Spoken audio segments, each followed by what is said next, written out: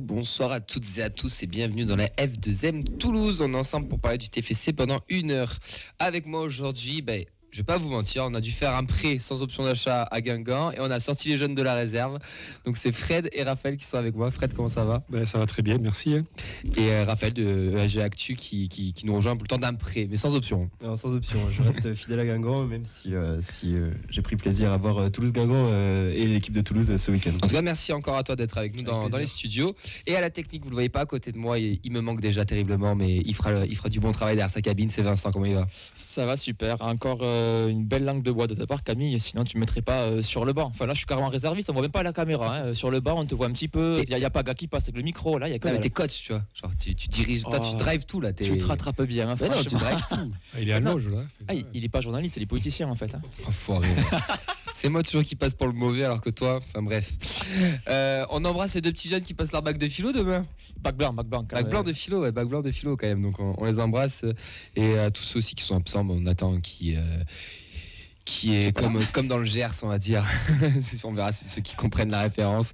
Yves qui est parti aux États-Unis et Mehdi qui travaille. Allez, aujourd'hui émission exceptionnelle les amis, puisque on va commencer déjà par les petits news du centre de formation des jeunes. On fera un retour avec Raphaël et Fred de Guingamp TFC, mais surtout en deuxième partie, vous aurez le privilège d'écouter l'interview qu'on a réalisée la semaine dernière avec Clémentine Diaz-Veloso, la capitaine de la R1 des féminines du TFC. Donc 30 minutes d'entretien qu'elle nous a accordé la semaine dernière et c'était juste un super bon moment, hein, mon petit Vincent. Ah oui, ça franchement, on a apprécié être bonne fraîcheur, belle sympathie, très bon accueil, vraiment un beau moment. Ouais, et puis cette rentrée au stadium, la salle des trophées, d'avoir l'équipement du TEF en face. Enfin voilà, que le TEF nous ouvre ses portes. En tout cas, un grand merci encore au club de nous avoir ouvert les portes en espérant y retourner très rapidement. On va pas se mentir. C'est une exclusivité quoi, presque là. C'est totalement une exclusivité, ouais. Totalement. Voilà messieurs pour cette émission, si tout le monde est prêt, on va l'entamer avec plein de gaieté. Quel objectif avez-vous défini ? Le maintien dans les 2 premières places. Quoi ? Dites-moi pas que c'est pas vrai ! Pour commencer, on va parler d'une petite news et je vais vous parler de quelque chose que j'ai trouvé génial tout simplement. C'est le TEF qui, avec son association le Toulouse Football Cœur, s'est associé à l'association Les Petites Bosses. Donc l'initiative, c'est de transformer les blouses en maillots de club. Donc toutes les blouses des hôpitaux là seront transformées en maillots de club. Ils sont associés avec le Stade Toulousain. Donc ils sont allés la semaine dernière faire l'inauguration de ça. Il y avait Mamadi Bangré ainsi que François Cross, le capitaine du Stade Toulousain. Enfin, l'ex-capitaine du Stade Toulousain, pardon. Et de plus, tout ça, ça a été conçu par des travailleurs de petites mains, avec les ESAT, les établissements et services d'aide par le travail. Donc, du coup, les réservistes ont pu aller à la rencontre de ces travailleurs. Et en échange ils ont pu venir dans les installations du TEF. Donc j'ai trouvé que l'initiative était vraiment très très chouette.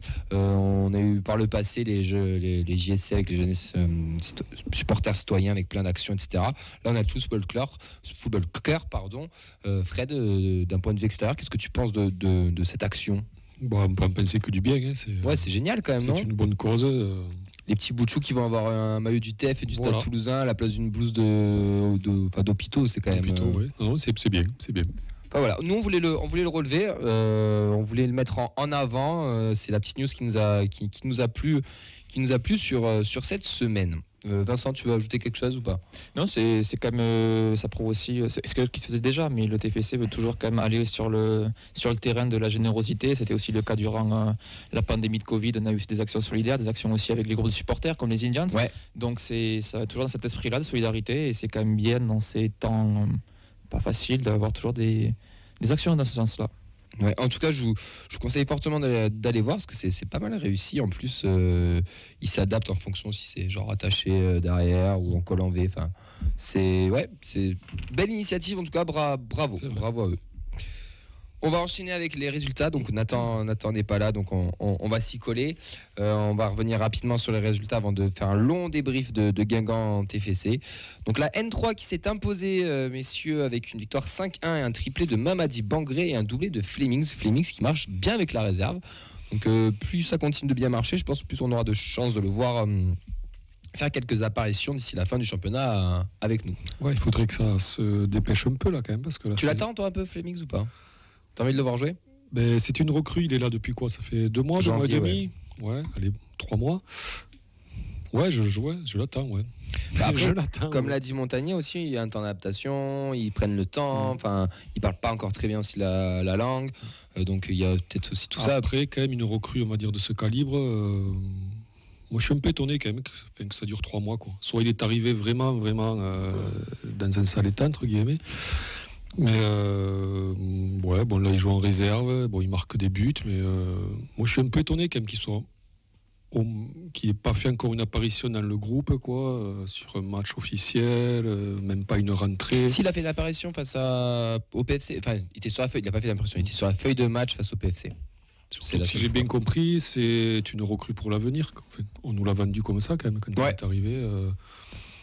Donc on verra. Hein. Ouais, ben oui. En tout cas, je sais que beaucoup de supporters sont impatients de le voir jouer. Ben ouais, parce que c'est un peu l'inconnu quand même, quoi. Je pense qu'il aura ses minutes de jeu, surtout si on est monté avant les 3-4 derniers matchs. C'est le moment de tester des joueurs. Donc je pense qu'il aura clairement sa chance, comme d'autres qui n'ont pas encore pu s'exprimer ou qui ont eu moins de temps de jeu sur cette saison-là. Ouais. Écoutons, on verra, parce qu'il a la particularité de pouvoir jouer tous les postes de l'attaque. Donc en plus, il peut vraiment tourner. Donc on peut peut-être le voir contre Niort au Stadium. Peut-être, ou peut-être même pas à Sochaux, ou mardi ça tourne un peu, ou QVI Ouais, peut-être Niort, ça aussi me sur semble un bien 10 pour minutes. débuter, non? Je sais pas, on verra. En tout cas, si on valide la montée ou le titre, peut-être avec des journées un peu en avance, peut-être qu'on aura l'occasion de le voir. Les U19, messieurs, ça c'est la mauvaise nouvelle du week-end, la très mauvaise nouvelle du week-end même, parce que Guillaume Rest s'est blessé lors du match des U19 face à Saint-Etienne. Alors il y a eu 0-0, mais il a eu une grave blessure, donc c'est dommage pour le Pichoun qui était en pleine ascension. Donc on lui souhaite un bon rétablissement, surtout qu'il revienne plus fort, parce que c'est un gardien qui est impressionnant. Pour l'avoir vu 2-3 fois, c'est quand même quelqu'un qui sent le bon potentiel. On en parle, mais il sent le bon potentiel. On nous Je sais parle. pas si t'en as entendu parler. Si, j'ai vu sur Twitter là qu'il était blessé, mais je t'avoue que je le connais pas. Après j'ai vu les vives réactions, donc ouais, après voilà. Ouais, je pense que ce sera un bon Après, il a un peu rassuré son monde, je crois, aujourd'hui. Je crois qu'il a tweeté en disant que c'était pas si grave que ça. Apparemment, c'était une luxation de la rotule, quoi. Enfin, ça serait pas. Pas les ligaments. Ça serait pas aussi grave que prévu, quoi. Tant mieux. En tout cas, tant mieux. On lui souhaite un prompt rétablissement. Mais c'est clair qu'on. Vas-y, C'est un futur Alban Lafont. Ouais, même en plus fort, moi, je pense. Ouais. Enfin, moi, pour l'avoir vu, il m'a plus impressionné. Déjà, il est plus costaud, c'est con, mais il est beaucoup plus costaud, beaucoup plus imposant. Il a du déchet après, mais sortir à Rennes, par exemple, je pense qu'il faut qu'il travaille beaucoup encore. Mais pour l'avoir vu 2-3 fois, il solide, et puis tu sais, le vrai gardien qui parle beaucoup, il parle à des mecs. Quand il joue avec la N3, t'as l'impression qu'il fait 10 ans qu'il joue avec eux. Il avait 16 piges à l'époque. Moi je trouve qu'il m'a impressionné sur ça, cette espèce de charisme, cette assurance qu'il dégage, le gardien moderne par excellence, mais vraiment le gardien moderne par excellence. Après, c'est clair qu'il est annoncé, ouais, comme un gros espoir du poste, quoi. Mais bon, le foot, on sait très bien que ça peut aller très vite, et que des fois ça peut être vite vers le bas ou comme très vite vers le haut. Après voilà, ça peut lui montrer que une carrière, même si on est annoncé jeune comme en étant une pépite, comme tu dis, Camille, voilà, il peut y avoir des bas, quoi. Donc là, il est dans le bas, quoi. Donc en tout cas, bon rétablissement à lui. C'est ça, hâte de le revoir sur les terrains. Les U17 se sont imposés, victoire 5-1 contre Mérignac. Le prochain match, ça sera face à l'AS Muret le 17 avril. Et d'ailleurs, on n'en a pas parlé, mais Denis Zanco avait annoncé il y a quelques semaines qu'il ne serait plus l'entraîneur des U17 et qu'il quittait même carrément le TuS club. Donc il était entraîneur des U17 et aussi directeur du centre de formation. Donc une page qui se tourne du côté du club avec une potentielle future recrue au club. Le 19, je ne vous l'ai pas dit, mais ils iront à Istres le 17 avril. Voilà pour les gars, donc que de bonnes nouvelles, de victoire à un match nul, donc ça fait plaisir. Ouais, ça continue, c'est bien. C'est ça, et on va passer avec les féminines, et vous allez voir, il y a encore de très bonnes nouvelles. Plus que la R1, elles ont gagné 10-0 contre Ramonville, et vous allez voir que le fait qu'il y ait 0 en face, c'est bien, parce que vous apprendrez après par Clémentine que dès qu'elles prennent des buts, c'est pas forcément une bonne chose, alors qu'elles n'ont pris que 4 depuis le début de la saison, c'est dire. Elles jouent demain à 20h30, match en retard face à Léguevin, donc n'hésitez pas à aller les voir si vous êtes dans les parages. Et la R2, elle a gagné 8-1 contre Escale 15. Le prochain match est face à On-la-Barthe. Elles sont toujours secondes derrière Colomiers et les U19 Elite, si je ne dis si je dis pas de bêtises, le prochain match sera face au PFC le 23 avril. Voilà, on a fait le tour des résultats du centre de formation et des féminines. Que de bonnes nouvelles, puisqu'on a 2 victoires chez les filles, 2 victoires chez les garçons, un match nul. Maintenant, on va passer à l'équipe Fagnon, j'ai envie de dire. Scandaleux, vous avez été scandaleux. Vous nous avez volé la montée. Allez les gars, c'est le retour entre Guingamp et le TFC. Pour ce match, on avait un 4-3-3 classique du côté toulousain avec Dessler, Roux, Nicolas Diakité. Et enfin le trio du milieu de terrain qu'on attend tous depuis le début de la saison, parce qu'il y avait Spirins, Jaeger, Van Den Boomen qui étaient alignés. Ado, il est Ratao pour animer l'attaque avec un Ngoumou qui était grippé.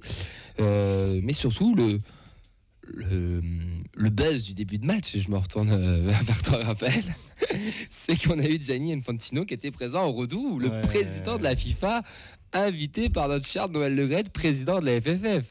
Avant que je dise ce que je pense, je t'écoute. Je ne sais pas quoi sortir, mais peut-être qu'on pense pareil. Je pense. C'est ridicule. Voilà. Totalement.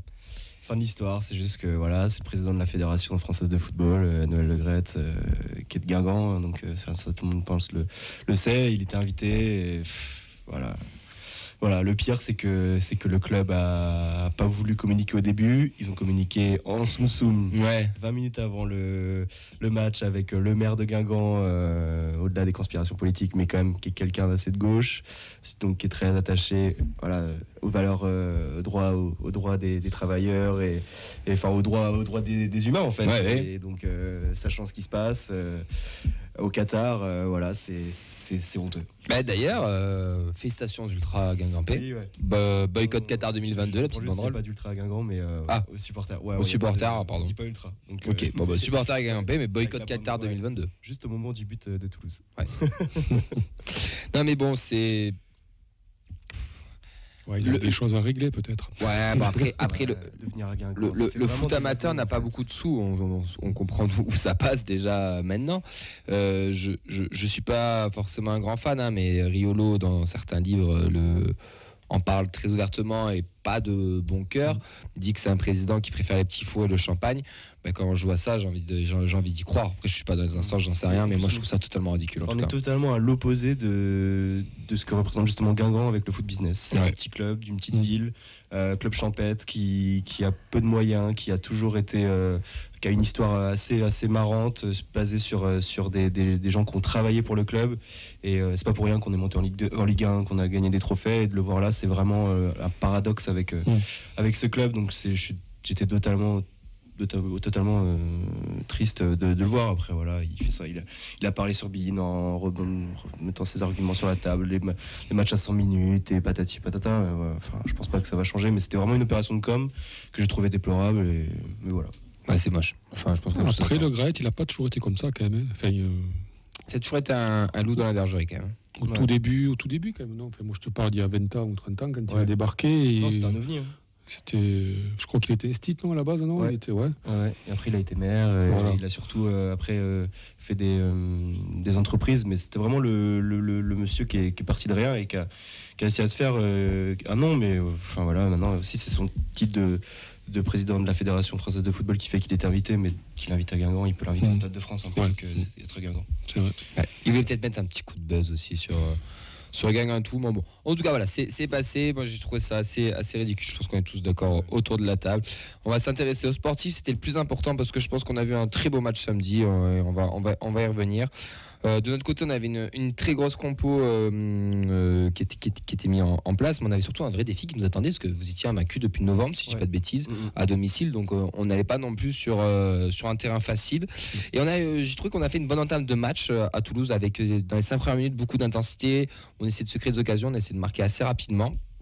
Et ça a été réussi puisqu'elle a... avant que ce soit réussi, il y a le premier tournant du match. Et là, excuse-moi, tu vois, je l'ai noté et je savais qu'il y avait quelque chose. Est-ce que Rhys doit être exclu? Raphaël, je te donne ton avis, après on ira voir Fred et Vincent, mais est-ce que Rhys doit être exclu sur ce coup de coude? Je remets l'action un petit peu devant tout le monde. Protection de balle, assez virulente où il fait le geste de mettre le coup de coude et il blesse, il met KO d'ailleurs le défenseur, j'ai oublié son nom. Il sort Vitelli, c'est un jeune du centre de formation. Et il Troisième sort, match en plus, ça, non deuxième match en pro après celui d'Amiens en janvier. Et il est sorti sur commotion cérébrale. Ouais, il sort pas sur la bouche en sang. Voilà. Donc pour répondre à ta question, je dirais oui et non, parce que c'est vrai, comme tu le dis, il y a protection de balle, mais c'est quand même un coup dangereux. Donc au début, moi je disais bien sûr. Après, voilà, si on exclut un joueur là-dessus, bon, je sais pas trop. En vrai, je suis un peu partagé, mais le problème que je veux souligner là-dessus, c'est un problème plus global pour le championnat de Ligue 2, c'est qu'il n'y a pas la VAR. Et il y a déjà eu à Guingamp quand j'y étais encore, donc c'était en septembre. Il y avait eu un abrigolo sur un penalty aussi. Enfin voilà, déjà le gros problème moi, que je souligne, c'est qu'il n'y a pas la barre en Ligue 2, alors que c'est un championnat professionnel. Encore on me dirait en national il n'y a pas la VAR.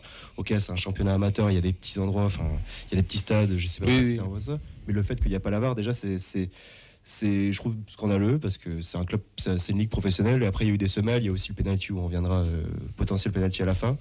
Donc voilà, oui, il aurait pu être exclu comme il aurait ne pas pu exclure, mais déjà qu'il est même pas un carton jaune, ça c'est quand même. C'est vrai. Mais parce qu'il se fait pas une commotion tout seul, le petit. Fred, d'être exclu ou de pas être exclu, Rhys? En toute objectivité. Non. Si tu regardes bien quand même l'action, donc il est il est face au ballon, il veut protéger le ballon. Après, tu sais, tu es dans le mouvement, donc il fait un mouvement comme ça pour un peu prendre de l'espace. Moi, je dis que le coude, c'était quasiment obligé que l'adversaire, vu comme il arrive, c'était quasiment obligé qu'il le prenne. Peu importe que ce soit intentionnel ou pas. Pour moi, c'était quasiment sûr que le coude allait finir sur la figure de l'adversaire, quoi. Ouais, je suis assez d'accord avec toi, Fred. C'est au final, quand tu vois les images, c'est pas vraiment le coude qui va vers le joueur, plutôt le joueur qui va vers le coude. Mais après, si on part du principe que tu respectes la règle, enfin, t'appliques la règle, si tu blesses un joueur, tu le sors. Il y a rouge, je suis pas choqué. Il y a pas rouge, je suis pas choqué. C'est vraiment une art d'action qui est assez litigeuse. Par contre, qui est rien du tout. Voilà. Ça m'a quand même. Moi, je rejoins Raphaël, il faut au moins un jaune quand même. Parce que même si c'est involontaire, c'est quand même une faute. Ouais. Voilà, donc mais tu peux au moins siffler. Dans la tête de l'arbitre, si tu mets le jaune, à mon avis, et on va lui dire, mais pourquoi tu mets le jaune et pas le rouge? Tu vois, c'est donc à mon avis, il a dû faire ou tout ou rien. Et alors moi, je pense que l'arbitre, quand même, puisqu'il a donné faute pour, il a sifflé faute contre Guingamp quand même sur ce coup-là. Donc, il était sûr de lui, quoi. Voilà. C'est ce qui fait aussi la beauté du. Pour moi, c'est pas. Mais c'est dans le geste, quoi. Je veux dire, Ricci, quand tu veux donner un coup de volontaire, tu fais pas ce geste. Moi, j'ai pas l'impression que ce soit maladroit. Ça, je suis d'accord. J'ai l'impression que c'est dans le mouvement, dans l'amplitude du bras qui s'excusait après. Enfin voilà. J'ai pas eu l'habitude d'avoir vu Ricci comme un joueur violent depuis le début de la saison. Très hargneux, très nerveux, mais pas. Après, c'est plus le déroulé du match qui fait qu'il y a polémique, quoi. C'est sûr. Mais d'ailleurs, on va enchaîner avec ça. Du coup, après avoir mis KO le joueur Guingampais à la 15e minute, on a un joli décalage de Dessler qui trouve Ado, qui va centrer pour Ratao, qui va mettre son 10e but de la saison, mine de rien, à Ratao. Donc, encore décisif. Ouais. Tout simplement. Un joli but. Ouais, un joli but. Bien aidé par le gardien de Guingamp, quand même. C'est ce que j'allais dire aussi. J'allais me tourner vers toi. Basilio, un petit peu. C'est Basilio, ça. Enzo Basilio. Un petit peu fautif, quand même, non? Totalement. Il est comme ça entre ses jambes et la balle passe en dessous. Donc, oui, fautif, ce but est. Même si elle est bien construite, l'action. Franchement, il y a une bonne position. Mais c'est quand même une grosse faute de main, quoi. Totalement. Parce qu'il passe entre les jambes. Messieurs, on mène 1-0, on se dit ça y est, on a fait le plus dur parce qu'on marque au près un quart d'heure, on sentait que les Toulousains étaient un peu en dedans. Et puis, petit trou d'air sur ce côté gauche, d'ailleurs je pense qu'on va y revenir, où Diakité et Ratao, la défense, ils ont oublié quelques comment ça se passait. Quelques bases, merci. Et du coup, ce sera un corner pour les Guingampais. Et Ba va venir égaliser, alors sur encore pas une bourde, mais Diakité qui met une espèce d'aile de pigeon qui remet plein axe, qui prend le ballon, qui est au milieu de 4 Toulousains, se retourne, frappe, égalise. C'est pas forcément, je veux dire, mérité ou pas mérité. C'est une égalisation. Nous, celui-là, on doit clairement l'éviter. Déjà, le corner doit jamais avoir corner, et Diakité doit pas faire ça. Bon, Guingamp en profite, tant mieux. 3 minutes plus tard. Et c'est là où nous on en a marre des Guingampais pour ça d'ailleurs. Mergem il vient inscrire l'un des plus beaux buts de l'année, tout simplement, combinaison sur le côté gauche avec un petit appui remise et une frappe instantanée, limpide. pleines lunettes, Un bijou, hein. un bijou et alors là, je me retourne vers toi, Raph, mais c'est le genre de but pour on aime aller au stade, Ouais, voir bah, la bien télé, sûr. on bondit du canapé quoi. Bien sûr, et puis Mergem qui est vraiment a monté en puissance durant la saison, c'est le meilleur dribbleur de Ligue 2. On l'a vu à la fin, une virgule sur le côté. Donc vraiment très content pour lui parce que ça a été des mois difficiles et là il est récompensé des efforts qu'il a depuis vraiment depuis la trêve. Franchement, il est monté en puissance et le but est imparable. Et je sais pas si tu l'as mis dans ton résumé, mais vraiment quelques minutes après, il fait la même. Oui. Et là, Dupé la sort, donc voilà, il sait faire ses gestes. La deuxième, s'il la met, elle est encore plus belle. Ouais, c'est vrai. Mais là, il peut arrêter là. Il fait 1 et 2 du classement des meilleurs buteurs. C'est bon. Hein, parce que là, c'est on incroyable. va y revenir, mais c'est que à ce moment-là, il y a 2-1 pour Guingamp. Bon, Guingamp qui met encore des top buts de saison face à nous, parce que Ntchangama en match aller avait égalisé sur ça. Nous, juste après, quelques minutes après, on a Ratao qui vient bien fixer, qui va trouver Ricili, qui, je trouve personnellement, Mergem est plus beau, le but est plus joli, mais c'est un vrai but de numéro 9. Là. Le contrôle pied droit, si t'amènes pied gauche, frappe fort au premier poteau. C'est des vrais buts de numéro 9. Ça, c'est un vrai but d'avant-centre. Ouais. Et puis le petit tchitchak là, de Ratao au départ, là. Il y a quand même un Guingampé, je pense qu'il a laissé un rein. Oui, c'est Civis. Voilà. Donc, non, c'était. Voilà. L'action de Ratao, la spontanéité. L'appel de balle, la passe au bon moment. Et la spontanéité de Ricili, c'est un joli but. Juste après, du coup, Mergem qui remet la même, et là, Dupé la sort. Et là, est-ce que ça serait pas pour les Toulousains peut-être le deuxième tournant du match? Parce que s'il la met celle-là. À 3-2, parce que c'est à la 45e, à 3-2 à la mi-temps, vu la première mi-temps un peu de fou que tu viens de faire, tu rentres peut-être pas avec le même état d'esprit. Je sais pas, oui, bien sûr, mais après, moi, je veux mettre en lumière Dupé parce que il s'est fait tromper une fois, justement, il montre que c'est un bon gardien, il se dit, je vais pas me faire avoir 2 fois, il la sort et ses mains opposées, c'est superbe, quoi. Donc là, franchement, bien joué au gardien, quoi. Ouais, puis Dupé, il a le droit de prendre de jolis buts, quoi. Je veux dire, il y en a qui lui ont reproché quand même. Mais c'est pour ça que c'est pour ça que je le dis, quoi. Non, c'est vrai qu'il la sort bien, quoi. Enfin, voilà. Autant la première, je pense que n'importe qui le prend ce but. Ouais. Tu t'y attends pas, en fait. Mais oui. Elle est limpide, elle est vraiment, mais elle est parfaite. Enfin, tu peux mettre Neuer, Casillas, Mandanda, qui tu veux. Moi, c'est le relâchement qu'a eu le joueur, quoi, parce que c'est. Il apprend là, c'est même sans forcer rien, ça part bien. Enfin, c'est vraiment. Ah non, oui, c'est top but. Ouais. C'est top but. 2-2, gros match, plein d'intensité, de belles équipes qui jouent au ballon, qui ne refusent pas le jeu. C'est le football qu'on aime. Seconde mi-temps, écoutez, on va sortir la botte secrète. On va prendre le meilleur passeur du championnat, on va mettre un coup de pied arrêté et on va viser le meilleur buteur du championnat. Voilà. Et ça fait 2 buts toulousains avec un triplé de Ricili. Donc Ricili qui arrive à 19 buts cette saison et Branco qui a 20 passes d'ess. Que dire après tout ça? Non mais que dire? Injouable. Et sa tête est décroisée et magnifique, quoi. Et c'est pas la première qui met en plus de cette saison comme ça. Je trouve ces buts-là comme ça, t'es à moitié de dos au but, tu la décroises comme ça. Tu t'y attends pas en fait quand t'es gardien, donc tu t'attends pas à parce qu'en plus c'est pas le plus grand, donc tu t'attends pas à qu'il fasse un geste comme ça. Donc c'est pour ça que je pense qu'aussi Basilio est surpris de ce but, mais il est pareil, moi je le trouve très très beau aussi. Ouais, c'est encore un but de pur neuf. De pur neuf, ouais. Parce qu'il va la chercher derrière, il est obligé quand même de faire un petit pas en arrière. Donc il recule, il fait l'effort de se tendre pour aller là. Il a rabat, quoi. Il a rabat côté opposé. Non, c'était. Voilà, quoi. C'est pas. Moi, je pense qu'au départ, avant que ça devienne une passe décisive. Oui, il bonifie un peu le truc, c'est clair. Ouais. En tout cas. On a encore marqué sur coup de pied arrêté, c'est quand même une force pour nous cette saison. Je veux dire, j'ai plus la stat en tête, j'ai oublié de me la noter, mais je crois qu'on a un tiers de buts marqués sur coup de pied arrêté quand même. Mais ça fait partie de notre palette. Ouais, c'est quand même un atout majeur qu'on a. Le nombre de matchs que l'on a débloqués comme ça, maintenant, voilà quoi. On s'appuie là-dessus et on a bien raison, quoi. La fin de match, un peu vous mentez avec le Mergem encore qui est petite virgule et tout. Le penalty, tu en parlais tout à l'heure. Ouais. Il y a le but à 4-2 avant. Ouais. Le 4-2. Ouais. Le 4e but de Toulousain, oui. Ouais, oui, c'est vrai que j'accélère un peu parce que je suis un peu pressé par le temps. C'est vrai. Mais c'est qu'il y a le penalty, oui. Tu veux peut-être qu'on en parle. moi je pense que là pour le coup il y a vraiment penalty. C'est un peu la cafouillage dans la surface et Mchangama la reprend. Et là il y a le coup qui lui fait reculer. Pour moi il y a penalty. Voilà, après je reviens à mon propos de départ, il n'y a pas la VAR donc. Qu'est-ce que tu veux faire? C'est un vrai débat, c'est un vrai débat. Ce VAR. Ouais, et depuis le début de la saison, je dis que c'est pas normal. Enfin, Ouais. je le redis, c'est un championnat professionnel. Mm. C'est professionnel. Que tu sois en national, en N2 ou tal, je me dirais, mais ok, normal. Pas Oui, il n'y a de souci. peut-être pas forcément les moyens ou quoi, mais là, c'est la ligue. professionnel. Ouais. Et le motif, c'est quoi en fait, qui est pas la VAR? Je pense que c'est l'argent. Ouais, je dirais ça, mais sinon, aucune idée. Mais je pense que c'est une question d'argent, Ouais, comme ok. quand ils avaient enlevé la goal line technologie aussi à l'époque. Là. Parce que là, il n'y a même pas la goal line, Non, il n'y y a a- pas la VAR, il n'y a Mm. rien du tout en fait. Alors que, enfin, voilà, ça ne faut pas manquer non plus de respect à la Ligue 2, je pense. Et surtout que c'est dans le championnat, enfin, c'est un championnat professionnel, quoi. Non, mais t'as raison d'insister sur ça, sur ça. Je parle pas parce que c'est Guingamp, hein. Il y a eu. Non, mais il y a d'autres. il y a eu d'autres équipes non, qui- même nous les premiers aussi. Totalement. C'est pas face à Rodez, là, Célestin, Ouais. il doit se faire exclure 10 fois et.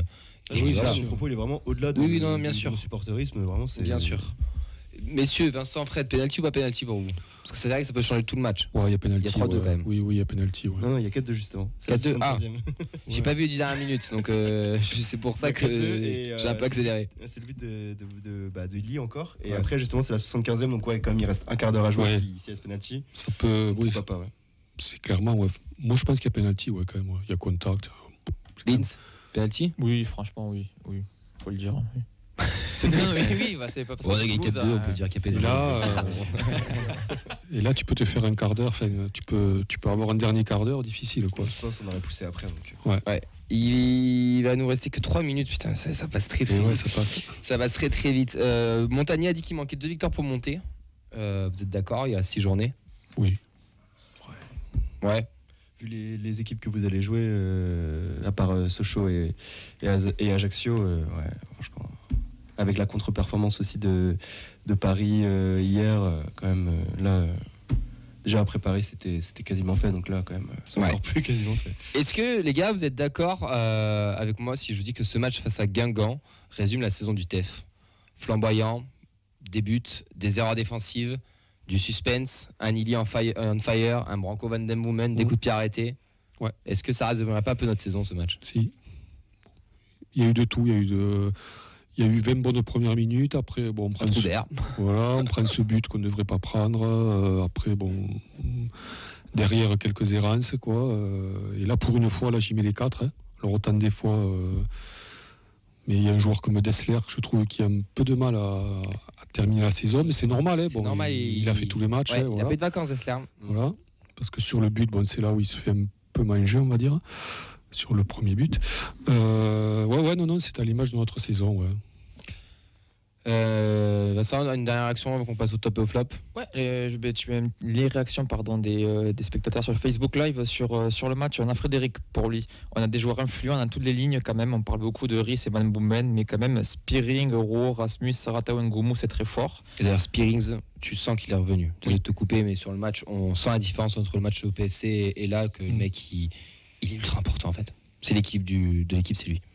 Pour Anaïs, beaucoup d'intensité dans l'ensemble. Franchement, un bon match de la part des deux équipes. Pour Bernard, c'est un des meilleurs matchs de la saison à l'extérieur pour le TFC, qui juge nettement au-dessus de tout le monde. Et pour terminer, Amaury, donc excellent match, du spectacle, des beaux buts, un scénario renversant, du sang, il manquait que de la pizza, mais je suis à la diète. Et il trouve guérit, Fred très pertinent quand il dit du bien de Ratao.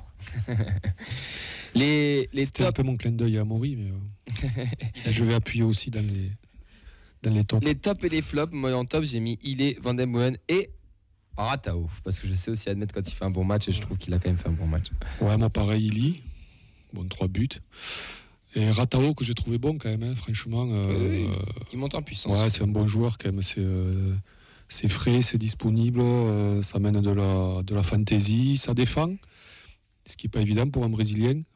Et donc en fait, au final, c'est un joueur assez complet, quoi. C'est vrai. Il est bien. T'es top côté Guingampé. Je veux dire, je suis obligé de mettre des Toulousains. Non, Mais, côté Guingampé. Côté Guingamp, Mergem, évidemment. Ouais. Évidemment, Mergem et Mchambagama aussi, parce que je trouve qu'il il était influent. Et je mettrais quand même Vitelli, parce que le pauvre, il en prend une. Mais il réalisait un beau match, quand même, juste avant. Il était intéressant. Ouais, vraiment, c'est la deuxième fois qu'il vient. Il y a eu des autres jeunes qui étaient venus contre le match Amiens, parce qu'on était décimés par le Covid. Donc voilà, je l'avais dit quand j'étais venu dans une émission, justement, que le centre de formation a une vraie force pour Guingamp. Donc voilà, on ne montera pas cette année, malheureusement. Mais en tout cas. Tu construis pour l'année prochaine. Exactement. Là, on part vraiment sur un. Je trouve que c'est de plus en plus cohérent. On va perdre des joueurs, évidemment. Je ne veux pas Mchangama rester, mais c'est bien pour l'avenir. Et côté toulousain, même si, parce que j'ai quand même vu le match, Bailly, évidemment, vraiment, j'avais dit aussi du blanc sur lui quand j'étais venu. Vraiment, ce joueur exceptionnel. Je suis vraiment très fan de ce joueur. C'est vraiment le pur neuf. Une progression énorme, quoi. Oui, parce que il y a 2 ans, quand il est arrivé. Oui, non, mais si. On se souvient d'où il vient. Franchement, il faisait pas une conduite de balle, quoi. On a vu des matchs où. Ouais, c'est vrai. Même ses appels ou quoi, et là, c'est vrai. Il est quoi, 35 buts là, sur 2 saisons? Ouais, 35 ou 36, je sais plus, je sais plus exactement. 65 matchs, 35 buts, voilà, ça. Encore mettre des triplés aussi, ou des quadruplés. Ça va vite. D'ailleurs, en parlant de ça, on est devenu la meilleure attaque de toute l'histoire. De l'histoire de la poule unique de la Ligue 2 depuis qu'elle existe. On a battu le record, il reste 6 journées. Donc, c'est beau. On a 10 matchs sur. Non. Si, je crois qu'il y a 10 matchs sur je sais plus combien, ou 6 matchs où on met plus de 4 buts. On met plus de 4. Enfin, c'est une saison de tous les records. C'est beau ce qu'on est en train de dire. Ça fait plaisir. Il a pris combien de buts 31, je crois. Ouais. Je vais voir ça. Je crois que c'est ça, ouais. Les flops rapidement, mais vraiment très rapidement. Moi, j'ai mis Diakité parce que je trouve que c'est la vraie fausse bonne idée et que maintenant que Sylla est de retour, il faudrait peut-être remettre un vrai arrière gauche en fait. Ouais, moi je mettrais Diakité. Je mettrais un peu la défense, quoi, que j'ai trouvé un petit avertissement à l'ensemble de la défense, quoi. Ouais, c'est vrai que Diakité sur le côté gauche, nous de côté Guingamp, ça déroulait. Ça déroulait. Oui. 29 le nombre de buts encaissés. 29, ah oui. Non. Pour 60 quelques. 70. Et après, un flop côté Guingampais, moi parce que c'est un joueur que j'aime bien, quoi. C'est Franzi Pierrot, quoi. Ah oui, ouais. Je trouvais qu'il a complètement loupé son match, quoi. Ouais, je suis d'accord. Moi, je l'avais découvert au Stadium à l'aller. Ouais. Franchement, à l'aller, moi, j'avais vu une super équipe de Guingamp. On en a vu une encore samedi. Moi, je trouve que. Moi, je le redis. On était un peu plus au-dessus. Je pense qu'on vous a un peu écrasé, entre guillemets, sans prétention. Mais t'as une équipe qui joue, t'as une équipe qui joue ballon et qui. Je vous avais dit, est très intéressante. Contre les grosses équipes, on joue comme ça. Le problème, là où on a perdu des points, c'est les petites équipes. C'est pour ça qu'on n'est pas dans la bataille, mais tant pis. Ouais. Bon, messieurs, on a fait le tour. Bon, assez rapide, désolé, mais bon, l'interview est là. On a 30 minutes d'entretien avec Clémentine. Exclusivité mondiale. Ouais, grosse exclue parce que c'est la première fois. Enfin, non, c'est pas la première fois, c'est la deuxième fois parce qu'elle était passée à Radio France Bleu en début de saison. Mais pour nous, c'est la première fois officielle avec le club. On en est très, très fiers, très, très contents. On vous laisse avec Vincent et moi, du coup, et Clémentine. On se retrouve juste pour faire les au revoir à la fin. À tout à l'heure. Nous sommes en direct du Toulouse Football Club, exactement à TFC Association. Je suis avec Vincent qui est avec moi. Comment ça va, Vincent? Très content d'être là. C'est un petit peu Disneyland. Hein. Là, je suis au musée plutôt, là, en train de regarder des trophées, des maillots, des fanions. J'ai pas l'appareil photo, mais c'est pas loin. Du coup, on est au TFC Association pour recevoir Clémentine Diaz-Veloso. Comment ça va, Clémentine? Bien, bonjour à tous les deux déjà, et ça va très bien, merci. Et vous? Ça va, merci, c'est gentil. Parfait. Clémentine, tu es la capitaine de l'équipe Fagnon des féminines, donc de la R1. Pour nous, je ne vais pas te mentir, c'est vraiment un privilège de te recevoir dans l'émission F2M Toulouse. Donc tout d'abord, un grand merci à toi de nous accorder cet entretien. Avec plaisir. Mais écoute, Clémentine, on va commencer cet entretien, on va attaquer dans le vif du sujet, on va te féliciter tout simplement, et on va féliciter toute l'équipe, parce qu'on enregistre mercredi 6 avril. L'émission sera diffusée la semaine prochaine, mais vous êtes championne du groupe A de Régional 1, donc bravo. Merci. Et en soi, c'est un travail de longue haleine, depuis 2 ans maintenant, et on est enfin récompensé, on espère pallier à l'objectif final que sera la montée. Ouais, donc premier objectif atteint, c'est ça? C'est ça, premier objectif, championne, et voilà, et après, par la suite, on verra ce que ça donne. C'était un groupe difficile ou pas? Comment tu l'as senti durant ce championnat? C'est assez particulier parce que le TFC, ça reste quand même une certaine grande structure des filles qui ont l'habitude de jouer dans des phases élites nationales la plupart du temps. Même si c'est un jeune groupe, c'est des filles quand même qui restent assez expérimentées sur le niveau national tout simplement. Donc c'est vrai qu'on a tendance à se dire qu'on peut survoler le championnat, mais en réalité il y a quand même une bête noire qui est quand même nous par rapport à ça, où il faut rester humble par rapport aux autres équipes et aux autres structures.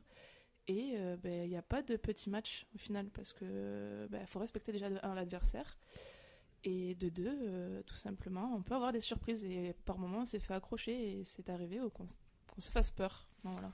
Vous êtes fait accrocher, il y a quand même 16 matchs, 16 victoires, 80 buts marqués, 4 buts encaissés. C'est les 4 buts encaissés, la fameuse accroche? Oui, parce que il y a un objectif aussi par rapport au barrage, c'est d'envoyer un certain message aux autres équipes. On a envie de faire partie de l'élite, c'est-à-dire que là, il me semble qu'il y a 2 matchs en arrière, on fait partie du top 3, en tout cas de la meilleure attaque des équipes régionales, et du top 10 de la défense.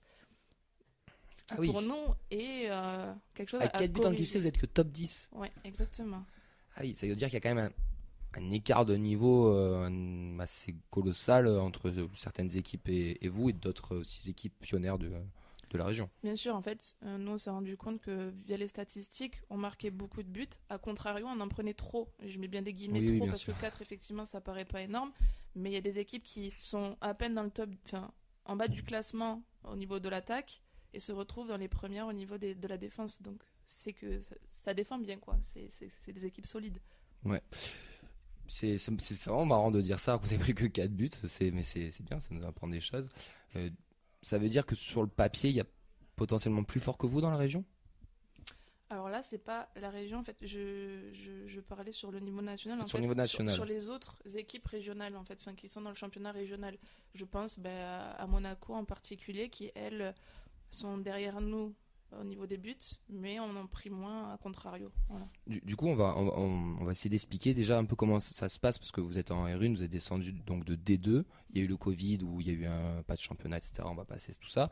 Donc là, comment ça se passe pour accéder en Division 2, pour revenir en Division 2?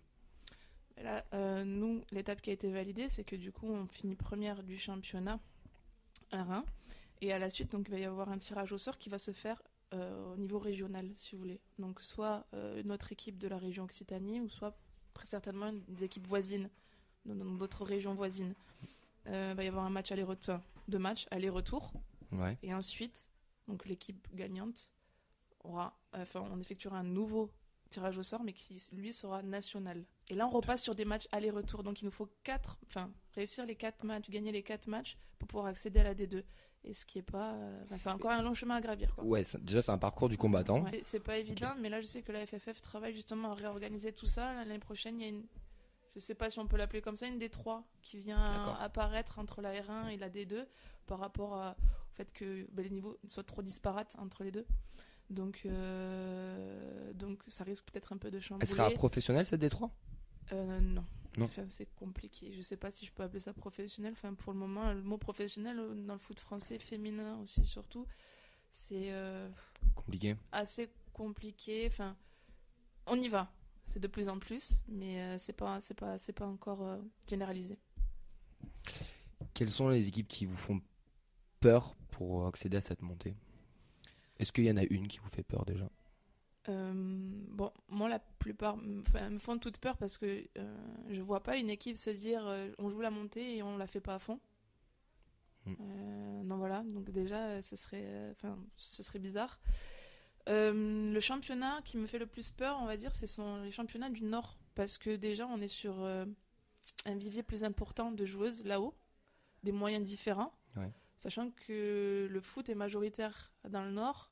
Le Sud, on est plutôt sur le rugby, voilà. Et on va dire que c'est plutôt ces championnats qui me font peur. Paris, pour connaître des joueuses qui sont passées par le TFC d'ailleurs, me disent que le championnat de DH là-bas, de R1, parce qu'on appelle ça la R1 maintenant, est très, très relevé. Un peu comme chez les mecs au final. Je pense parce que chez les mecs, c'est aussi le constat que tout le monde peut avoir, que les championnats régionaux parisiens sont quand même assez plus costauds que dans certaines régions. C'est ça.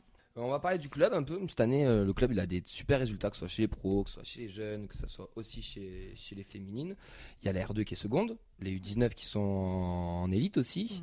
C'est quoi le projet du club autour du football féminin? Eh bien, c'est de partir sur une... on peut pas appeler ça un centre de formation, mais on va être sur un club dit formateur, tout simplement pour aller vers la professionnalisation des joueuses de plus en plus. On a de super structures. Je ne sais pas si vous avez fait le tour ou du moins vous voyez, tout est plus ou moins en rénovation, tout est en construction. Ouais. Et c'est un projet que veut mener le président, qui mène à cœur d'ailleurs, parce que au-delà de la parole, on a des actes. Donc, et de plus en plus sur les féminines, on a le lycée Déodat Séverac qui vient s'incorporer dans le projet, donc qui vient joindre le double projet étudiante et joueuse. Voilà, pour le moment, on a les résultats, on a ce qu'il faut en termes d'effectifs et le but c'est vraiment de sortir le plus de joueuses possible. D'ailleurs, je ne sais pas si vous l'avez appris, mais là on a une de nos joueuses qui a été sélectionnée en équipe de France U16, Sarah Lambert. Donc voilà, une fierté de plus. Et on en a d'autres qui sont passées. J'y suis passée aussi. D'ailleurs, ouais. Ouais, j'y suis passée. Donc c'est la volonté du club et encore plus de mettre les moyens et les actes répondent là-dedans, quoi. Par rapport à ce partenariat avec Déodat Séverac, c'est quoi? C'est un partenariat par rapport pour aménager les heures de cours, pour peut-être avoir des joueuses qui sont plus proches. Enfin, c'est quoi exactement Pour le moment, là, c'est la première année, donc je pense qu'on est sur une année transitoire d'expérimentation par rapport aux jeunes joueuses. Donc elles sont au lycée et elles viennent s'entraîner. Donc le lycée qui a 5 minutes, hein, juste à peine à côté, et elles viennent s'entraîner ici. Et le but, ce serait, je pense, on va dire, simplifier la vie et le quotidien de ces joueuses-là, justement en formatant, en essayant de au fur et à mesure, peut-être, je sais pas, à la suite, peut-être devenir un club de centre ou un club formateur. En tout cas, c'est l'envie prépondérante, c'est du club. Et le but, c'est ça, c'est qu'elles puissent s'entraîner et en même temps mener leur vie à côté, quoi. Parce qu'il y a un effectif qui est assez jeune. J'ai entendu en début d'année sur France Bleu, tu t'es intervenu, tu disais que tu étais presque la doyenne de l'équipe. Alors que tu n'as que 25 ans. C'est ça, la doyenne, elle a 26 ans. Et donc, c'est très jeune. Moi, j'en ai 25. Même à ce stade, quand on a joué les 16e de finale contre Yzeure, il me semble que la moyenne d'âge était de 18,7. Oui. C'est vraiment jeune. Après, entre-temps, on a des filles qui ont pris un an de plus. Oui. Mais vu que c'est au mois de janvier, mais voilà. C'est typiquement foot féminin, ça, ou à Toulouse? Ou c'est une généralité un peu partout dans le foot féminin? Je sais pas si on peut dire que c'est typiquement notre cas. Mais c'est vrai qu'au regard des autres équipes, très souvent, on ne nous moque pas parce que les résultats sont là et forcément, mais on s'attend à ce qu'il y a peut-être un manque de maturité et ce genre de choses venant de notre part par rapport au groupe jeune. Mais je pense que c'est pas fait exprès. Mais en même temps, je sais que le club veut garder cette fraîcheur pour pouvoir évoluer avec les filles de jeune génération et ensuite, le but, c'est de créer une identité vraiment au fur et à mesure et de les prendre le plus jeune possible. Donc, il y a une volonté, mais en même temps, je pense que c'est pas non plus fait exprès. Le fait qu'on soit en R1, il faut savoir que ça attire pas des masses les gens autour. Et les filles qui ont de l'expérience, comme moi, comme Margot, comme Marie Didonné et d'autres, parce qu'on a Mathilde Beaufils, on a Marine Garcia aussi, qui elle fait partie du club depuis un bon moment également. Nous, on est vraiment attachés à ce groupe-là, mais finalement, les autres attendent, je pense, qu'on monte pour venir et apporter leur expérience. Donc c'est pour ça qu'on a un groupe jeune aujourd'hui. Ça peut être aussi une force, ce groupe jeune.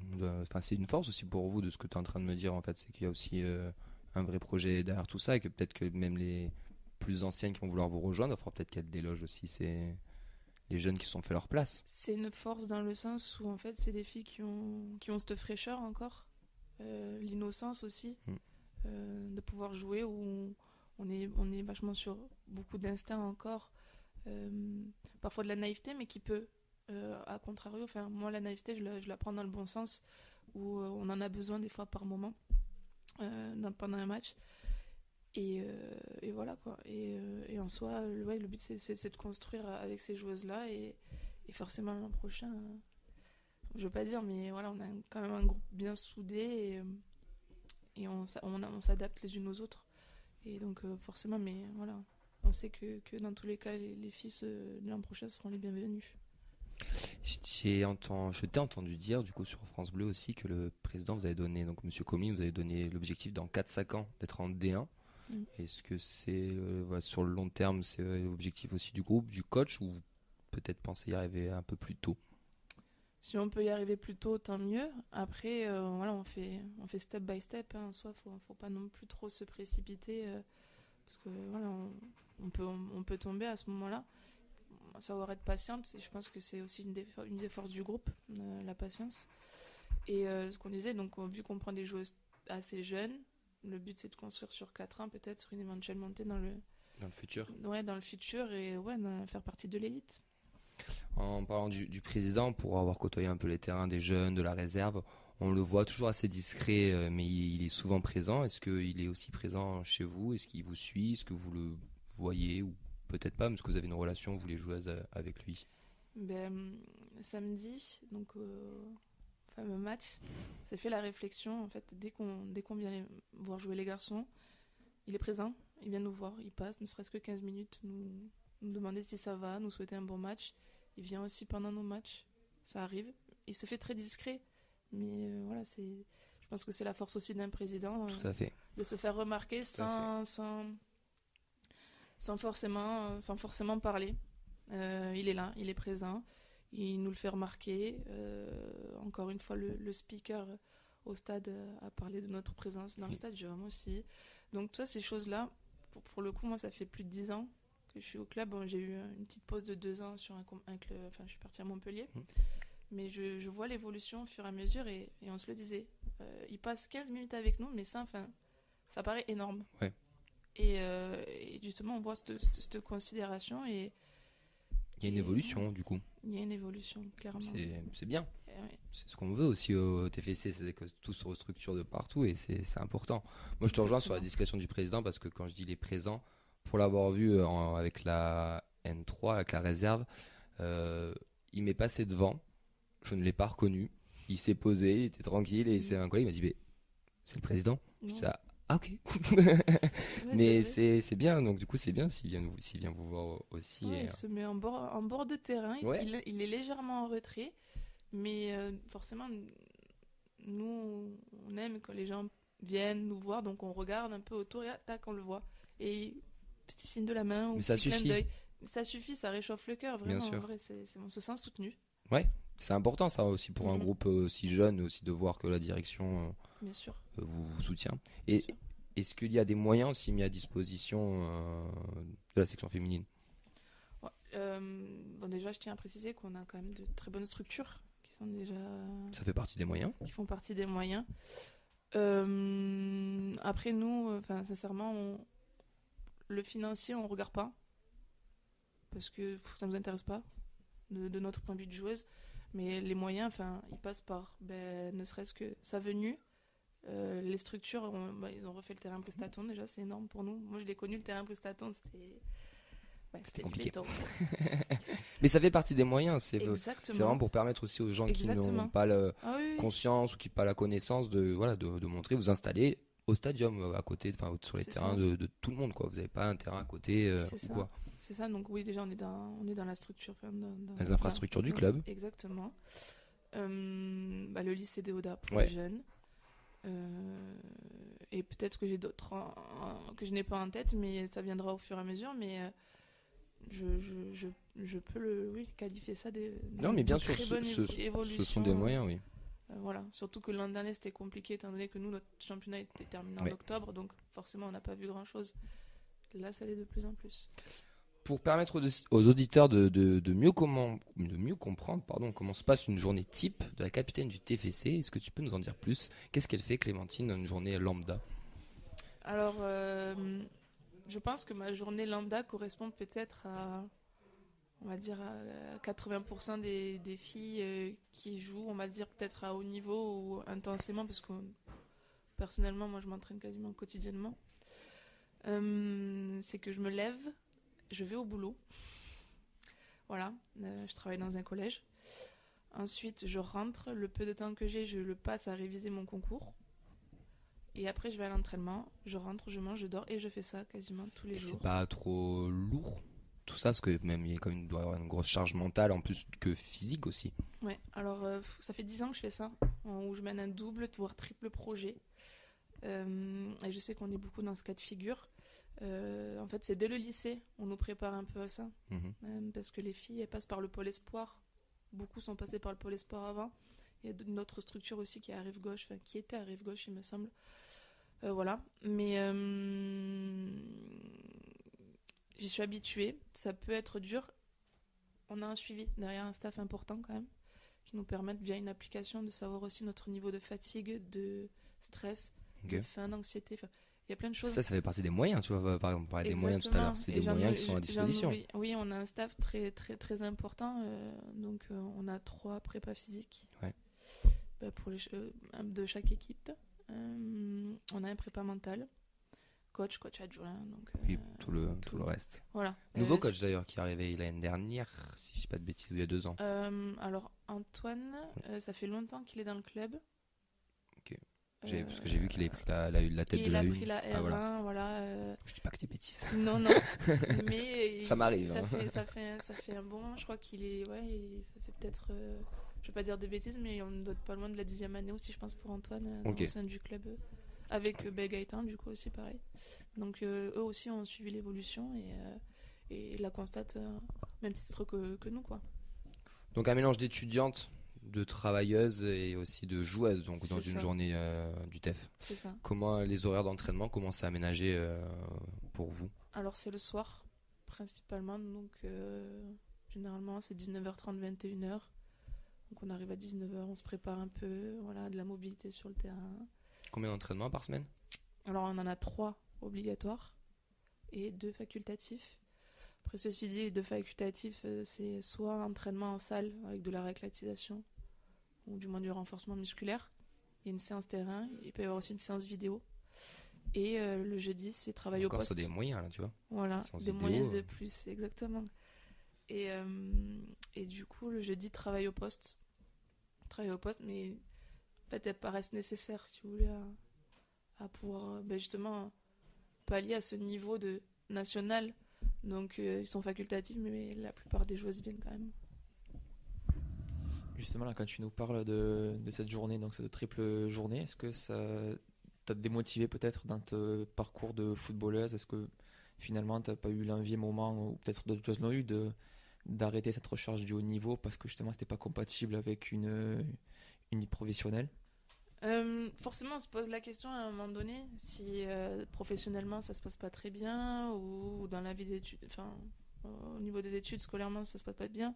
On se pose la question, mais en soi, ça fait partie d'un équilibre chez nous et le foot reste quand même une passion et notre moyen d'exalter et le moyen de décompresser de la journée, c'est de jouer au foot, mais à haut niveau.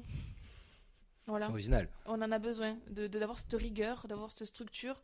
On se sent épaulé, on se sent entouré et on a besoin de ça. Enfin, en ce qui me concerne, et pour en avoir discuté avec certaines joueuses, concrètement, sans décrédibiliser, je me vois pas jouer dans une équipe. Je l'ai fait, hein. J'ai joué à la SPTT Montpellier, où il y a moins de moyens. Je peux vous dire que c'est compliqué. Parce qu'on a envie de plus, on a envie de progresser, et derrière, on sait que ça peut pas suivre, malheureusement. Là, c'est pas le cas. Donc, voilà, on a des réponses à tout ça. Oui, parce qu'au final, quand on fait le point sur les moyens, sur le fonctionnement, qu'est-ce qui vous sépare, à part du coup le statut bien sûr, mais d'une équipe professionnelle? Peut-être, on va dire, la disponibilité, dans le sens où on est occupé toute la journée. Si jamais il y a une envie de doubler des séances, comme ça peut arriver, moi, au MHSC, c'était ça, quand le peu que j'y ai joué de peu de temps, on doublait les séances, il fallait être disponible. C'est pas possible et même on va dire la charge mentale et la charge physique. Quand on prend 8 heures de journée de boulot où on était debout, on a eu 20 minutes pour manger et que le soir après il faut se donner à fond, c'est compliqué, mais encore une fois ils sont attentifs à ça. Surtout l'hiver quand il fait froid, c'est le pire. Pas envie d'y aller. C'est le pire. Mais ça là c'est au-delà de la motivation, on passe sur carrément sur la dimension de la rigueur, quoi. Ouais. Donc Clémentine, on a fait un peu le tour de tout ce qui était structurel, etc. Maintenant, on va s'intéresser à toi sur la dernière partie de l'entretien. Tu es né le 16 juillet 1996 à Muret. Exactement. C'est des bonnes infos. Tu as joué 15 ans jusqu'à tes 15 ans à la JSC Carbone. Oui. Et moi, quand j'ai entendu ça, la JSC, j'entraîne à Cugnot. Je me suis dit, oh, elle était à Cugnot, j'ai entendu Carbone, j'ai fait, oh, ça maçonnière. C'est ça. Oui, les deux s'appellent JSC. Oui, exactement. Et tu es arrivé en 2011-2012 au TFC. C'est ça, donc ce qu'on disait, plus de 10 ans au club avec 1 an ou 2 ans à Montpellier, c'est ça 2 ans à Montpellier. 2 ans à Montpellier. Tu as goûté à la D1, si je dis pas de bêtises, 4 matchs. Oui.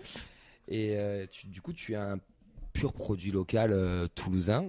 C'est pour ça que tu es capitaine Je pense que ça en fait partie. Après, il y a peut-être aussi effectivement, l'expérience, le fait qu'on m'identifie très facilement au maillot du TFC aussi.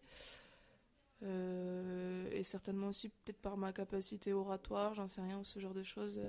Après, si je peux souligner, on a cette année une spécificité. Je suis certes capitaine, mais on a une capitaine, j'ai une bis, ça dépend, qui est Margot, justement celle qui a 1 an de plus que moi, la doyenne, on va dire, du coup. Oh là là.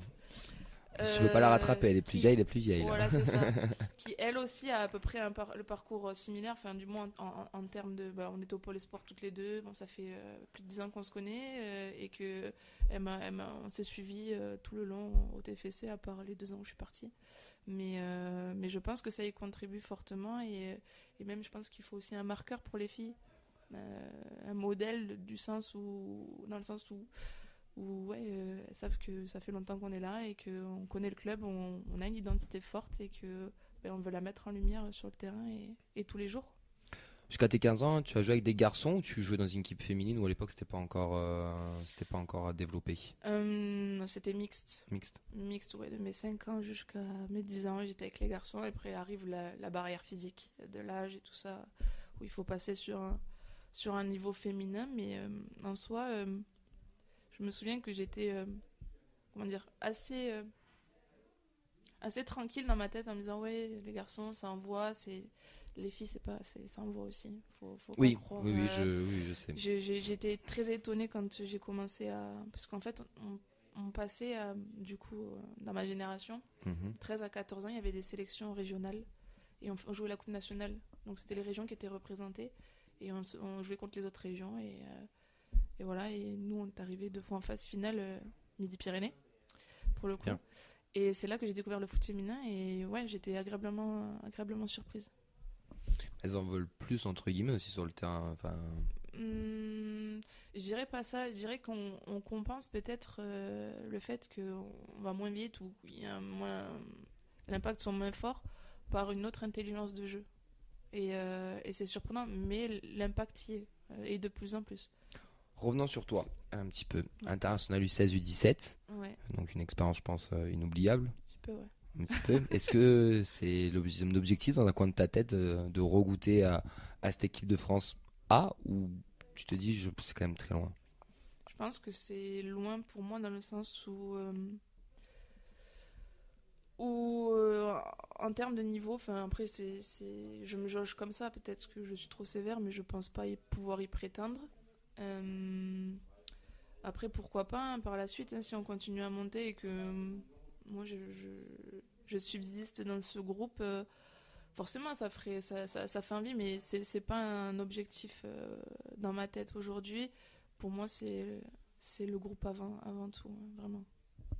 Est-ce qu'il y en a dans le groupe des jeunes que tu te dis tiens, elle dans 5-6 ans c'est l'équipe de France, ça m'étonnerait pas? En avoir une certitude, je sais pas, parce qu'il peut se passer plein de choses dans une carrière, forcément. Mais oui, il y a des filles qui peuvent largement prétendre, surtout si le club évolue et qu'elles évoluent en même temps. Il y a largement les capacités à pouvoir monter et être sélectionnable. Donc j'ai une bonne petite liste en tête. Ouais. Quel regard tu portes d'ailleurs sur l'équipe de France actuelle? De tout ce qu'on peut dire, tout ce qu'on peut voir, aussi la médiatisation qui est de plus en plus importante, qui est chouette. On a vu une Coupe du Monde quand même en direct sur TF1, qu'on avait commenté d'ailleurs, on a commenté un quart de finale. On s'y intéresse aussi. Donc c'est quand même bien, il y a 10 ans, tout ça, 15 ans, c'était inaccessible, inimaginable même. Oui. Nous, on était amenés souvent à les voir plus ou moins. parce qu'on invitait les pôles espoirs Oui. à venir au match, ce genre de choses. Forcément, une médiatisation de plus en plus grandissante. Enfin, c'est bien, et en même temps, il y a des controverses derrière. Moi, je trouve que de plus en plus, on en arrive un peu sur le sport business, ce qui fait peur un peu entre guillemets, et ce qui n'est pas nos valeurs, enfin du moins encore moins chez les féminines, je pense, parce que du coup, la question de l'argent, elle se pose même pas. Après, forcément, moi, ça me fait plaisir je peux dire que j'ai côtoyé des joueuses qui sont aujourd'hui en équipe A, avec qui j'étais en équipe de France jeune. Et forcément, ça fait plaisir. On s'identifie aussi. Et moi, j'espère tout simplement qu'elles continueront, elles aussi, à évoluer par la suite et atteindre leurs objectifs. Avant de finir, bon, tu es encore jeune, mais on sait tous qu'une carrière de footballeur, c'est court. Ton après-carrière, est-ce que tu as commencé à y penser, à la préparer? Forcément, si je mène du coup un triple projet, c'est pour préparer derrière, enfin du moins c'est pour aujourd'hui pouvoir vivre tout simplement. Après, en termes de... C'est quoi que tu prépares du coup? C'est quoi ce concours? Le concours prof des écoles. Je travaille dans un collège histoire de rester dans le cadre de l'éducation nationale, pour suivre des missions éducatives. Et derrière, in fine, c'est pour avoir le concours. Et après, pareil, il va falloir peut-être avoir... Il y a des choix qui vont peut-être s'imposer en termes de tenue d'une classe, parce que j'ai un collectif le soir, mais j'aurais aussi peut-être un collectif la journée. Et ma priorité, c'est forcément de pouvoir tenir mes engagements, mais en même temps, ne pas m'y perdre moi non plus. Et franchement, là, pour le coup, je sais pas, mais non, je suis sûre, c'est que j'ai pas envie de raccrocher les crampons et ça va un bon moment. T'as le temps encore quand même. Ouais. T'as le temps. Qu'est-ce qu'on peut souhaiter à Clémentine Diaz-Veloso pour la prochaine, dans les jours suivants, les mois suivants, les semaines suivantes? As-tu une petite idée de la réponse? Oui, footballistiquement, certainement, et sportivement, la montée, qui est... franchement, j'ai qu'une hâte, c'est ça. Je pense que c'est dans les têtes de tout le monde et on a envie de jouer ces matchs. Et après, forcément, il y a aussi le côté vie perso où j'espère aboutir à mon projet professionnel, mon projet pédagogique. Donc, le concours et la montée. Et la montée, là, c'est double champagne à la fin de... Est-ce qu'on peut faire le triplé avec la montée le titre du coup des garçons aussi? Ce serait incroyable. Ce serait beau. Hein, c'est une fête, mais là, tout le monde en parle le 26 juin. Ce serait. La date est déjà sur le calendrier. Alors, c'est ce qu'on a donné comme date. Mais ce serait incroyable, sachant que les garçons, on les voit aussi évoluer. Vous êtes en contact quand même avec eux? Enfin, vous allez les voir, j'ai cru comprendre. On va les voir, mais Est-ce que l'inverse marche? Est-ce qu'eux viennent vous voir? Alors, je sais que certains passent, mais pareil, ils sont discrets. Certains passent sans qu'on le sache. Descendent, viennent nous voir, même des garçons du centre de formation, des fois ça leur arrive. C'est vrai qu'on a moins eu l'occasion de se rencontrer, mais ça ne saurait tarder. Le 26 juin, apparemment, la soirée est prévue, ce que j'ai compris. Alors, 26 juin, faut que je regarde, c'est peut-être la date du dernier match, mais après la soirée, quand est-ce qu'elle s'organisera, je sais pas, mais j'espère qu'on fêtera un double titre, voire un triple, parce qu'on a la R2 aussi derrière qui suit. Et on espère que nos 19 finiront dans le top 3 national aussi. C'est l'objectif du club de toute manière. Oui. Peut-être la première équipe derrière les deux ogres. C'est ça.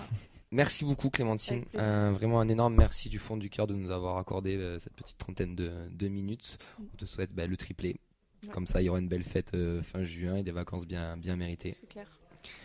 Merci Vincent. Et merci Camille, merci Clémentine et merci au TFC. Merci aussi Marion de nous avoir permis cette interview ici dans le locaux de l'association du TFC. Et j'ajouterai merci Arsène aussi. On est de retour sur Radio Occitanie. Voilà, c'était l'interview de Clémentine Diaz-Veloso. On a un petit peu dépassé de 3 minutes. Bon, c'est pas bien grave. On va juste en profiter déjà pour expliquer qui est Arsène. Arsène, c'était le chien de celle qui gérait la com. Du coup, elle devait garder son chien. Donc, on avait le droit d'avoir son chien dans les locaux, un petit cocker. Donc c'est pour ça qu'on a dit merci Arsène, ce qu'elle l'a appelé Arsène Wenger, ce qui est assez original.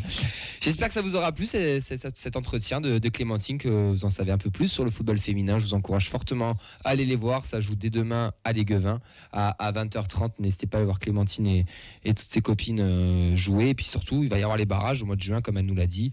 Et une grosse fête prévue le 28 aussi. Vincent a déjà commencé à préparer le costume. Vincent, comment ça se passe niveau com? Alors, comme d'habitude, vous retrouvez l'émission demain sur les réseaux, sur YouTube, sur toutes les plateformes de podcast, Spotify, Apple, Google et j'en passe. Et on retrouvera aussi donc dès jeudi le jeu de l'interview. Voilà, donc une petite demi-heure, le condensé de l'interview avec Clémentine Diaz-Veloso, en espérant que vous avez pris autant de plaisir que nous en avons eu à le tourner qu'à l'écouter. On remercie Raphaël qui est encore dans le studio mais qui n'est pas sur le plateau. Mais merci d'être venu. On se retrouve très vite. Enfin, j'espère qu'on se retrouvera très vite parce que ça voudra dire que Guingamp sera en Ligue 1 avec nous.